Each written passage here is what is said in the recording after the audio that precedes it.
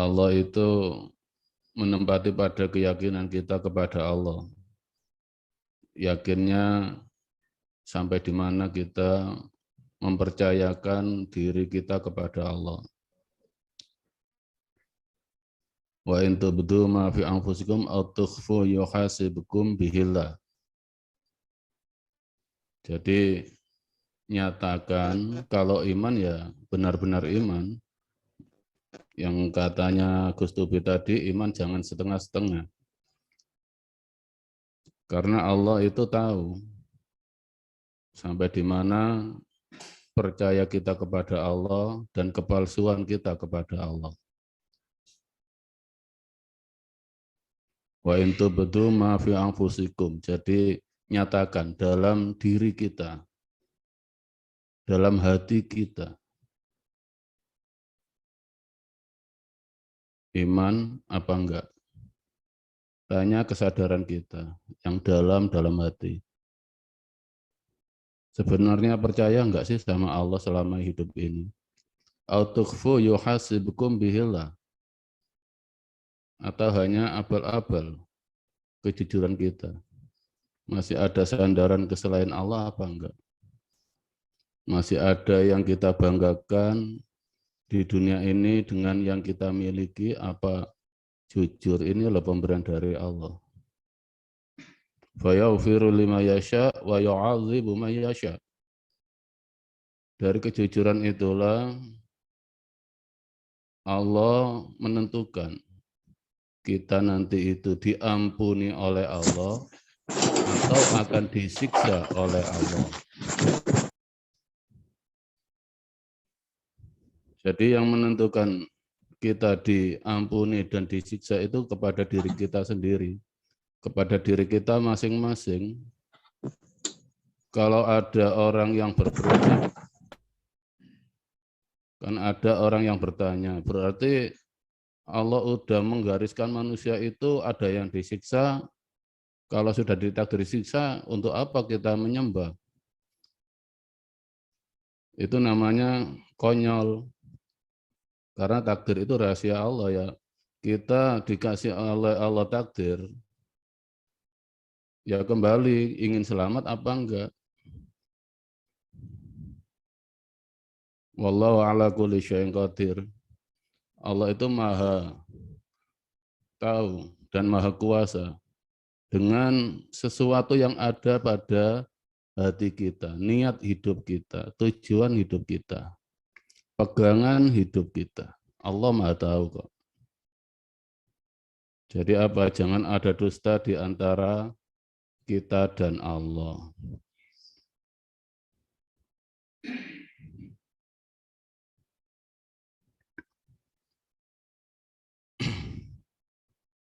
Assalamualaikum.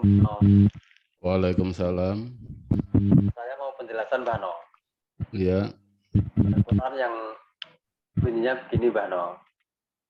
Innalladzina kafaru min wal Maaf kurang jelas maaf. Innalladzina kafaru min ahli kitabi wal musyrikina fi nari jahannam khalidina fiha abadan. Mbak No. Penjelasannya berikut Mbak No.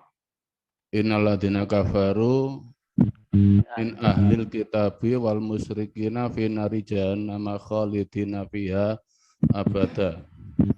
Sesungguhnya orang-orang kafir dan ahli kitab akan masuk neraka jahanam selama-lamanya.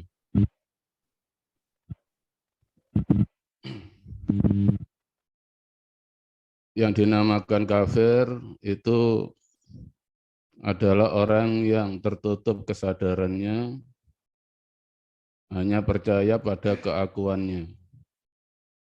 Jadi imannya itu ke atas, tidak ke bawah. Dari hati, dipahami dengan perasaan, dan dibenarkan dengan pikiran. Itu yang dinamakan kafir, tertutup kesadarannya dengan kekuasaan Allah dan kemahaan Allah. Hanya yang dipahami itu hanya luar aja. Hanya luar. Jadi apa yang dilihat, apa yang didengar, dan apa yang dipahami. Kalau tidak sepaham, terlanjur kelepasan kontrol diri, mengatakan orang itu enggak selamat atau tersesat. Itu orang yang kafir. Tidak sadar bahwa apa yang ada di hadapan kita ini semua itu kalamnya Allah, garis kehidupan dari Allah. Yang dinamakan Ahlul Kitab adalah orang-orang yang tidak percaya dengan kitab-kitab Allah, membuat persaingan selain kitab yang diturunkan oleh Allah. Dari Taurat, Injil, Zabur, dan Al-Quran. Di situ ahli mengotak-atik, memang kitabnya asli Taurat, asli Injil, asli Zabur, dan asli Al-Quran. Saking ahlinya diotak-atik dengan otaknya, tidak dengan hatinya. Dimaknai dengan pikirannya, tidak dengan kelakuan, hanya dimaknai dengan ucapan, pemikiran, tapi tidak menjadi kelakuan. Ayat-ayat Allah, tapi tidak menjadi kelakuan, tapi hanya menjadi pamer kepandaian. Itu ahli kitab. Mohon dibedakan. Itu yang di neraka jahanam selamanya.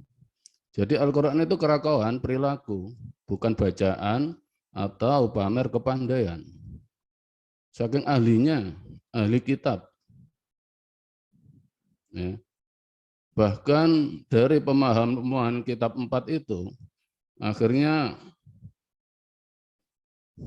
mengarang pemahamannya itu dengan kitab yang lain. Jadi enggak cukup. Ada kitab 4 itu enggak cukup. Saking ahlinya, saking pandainya. Jadi lebih percaya pada otak dan pemahamannya, tapi tidak menjadi perilakunya ke Allah. Diberi Allah kepandaian, tidak menjadi dekat dengan Allah, malah jauh dari Allah. Ahlul kitab. Dan itulah yang fi nari jahannam khalidina fiha abada. Masuk neraka jahanam selama-lamanya. Bisa dimengerti? Pak pernah ketemu, saya lupa namanya. Saudara dari Pak Rifai ini. Jadi Al-Quran itu tidak menjadi perilaku, tapi kebenaran pikiran. Ya, akhirnya keluar Al-Qur'annya keluar, tidak untuk memperbaiki diri, tidak akhlakul karimahnya itu tidak ke diri, tapi untuk menilai orang lain. Itu ahli kitab.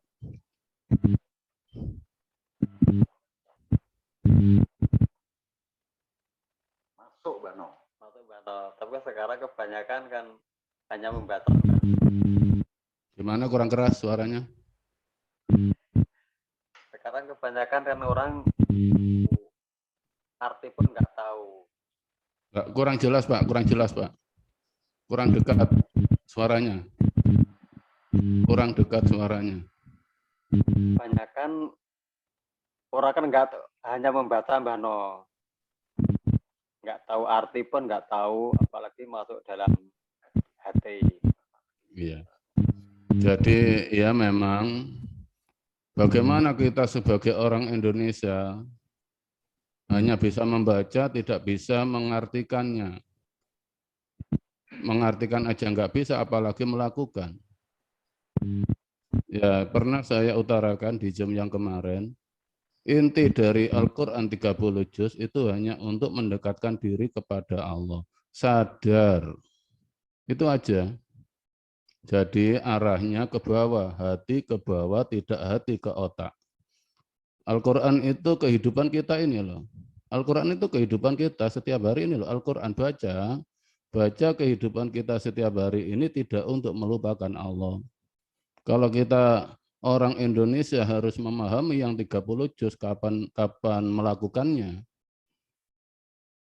Mari kita lihat sejarah. Sejarah turunnya Al-Quran itu dari perilaku Rasulullah setiap hari. Perilakunya Rasulullah itu tidak pernah merasa jauh dari Allah. Sehingga munculnya wahyu-wahyu dalam diri Rasulullah dari hati, dan itu sudah dilakukan oleh Rasulullah menerangi diri, baru Rasulullah menerangkan. Dalam hal Rasulullah menerangkan perilaku ke Allah ini ditulis oleh para sahabat, menjadilah Al-Quran. Jadi yang menuliskan sahabat, bukan Allah. Rasulullah hanya menerangkan perilaku untuk akhlakul karimah ke Allah itu loh, gini loh. Akhirnya muncul wahyu yang dibukukan berupa Al-Quran. Dan kita sebagai orang Indonesia yang nggak mengerti bahasa Arab, ambil saja sarinya. Sadar maksudnya apa ya? Sadar pada jiwa kita. Kita berkedip atas kehendak Allah. Kita bicara keluarnya suara ini atas kehendak Allah. Jadi semua amal tubuh ini tidak untuk melupakan Allah, tidak untuk jauh dari Allah. Itu aja. Masa misalnya Pak Rifai kesandung batu mencari dalilnya ikhlas. Kan kelamaan kalau kita membuka-buka. Jadi ya Allah, kau yang mentakdir saya kesandung. Itu maksudnya sadar. Jadi yang dinilai Allah itu iman kita, bukan kepandaian kita. Al-Quran jangan dipahami, cukup dilakukan. Cara melakukan gimana?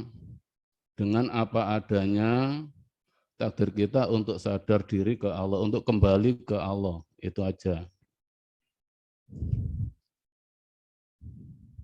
Bisa dimengerti, Pak? Masuk, Gus. Ya, sampun paham, Gus. Anu, Bano. Alhamdulillah, Bano. Ya.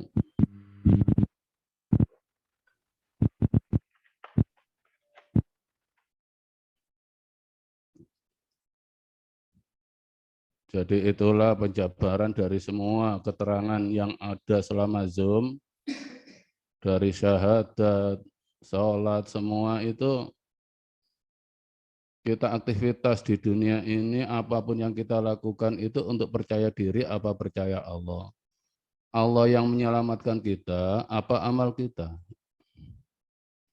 Kalau amal kita yang meyakini amal yang menyelamatkan, akhirnya ada prediksi dari otak, oh saya sudah gini, saya gini, saya yakin selamat. Tidak dikembalikan ke Allah itu loh. Tapi ya nggak apa-apa, kalau nyamannya di situ, lebih nyaman menyembah diri ya terserah. Tadi udah saya utarakan, wa yaghfiru lima yasha wa yu'adzibu ma yasha. Jadi kalau arahnya hati ke bawah, yakin diampuni oleh Allah karena sadar. Kalau hati ke atas, yakin disiksa oleh Allah karena lebih percaya pada pemikiran, kurang percaya kepada Allahnya.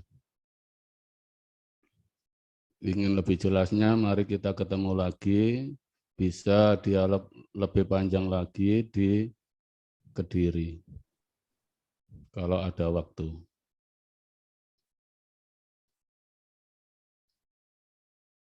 Untuk yang lain mungkin ada yang tanya.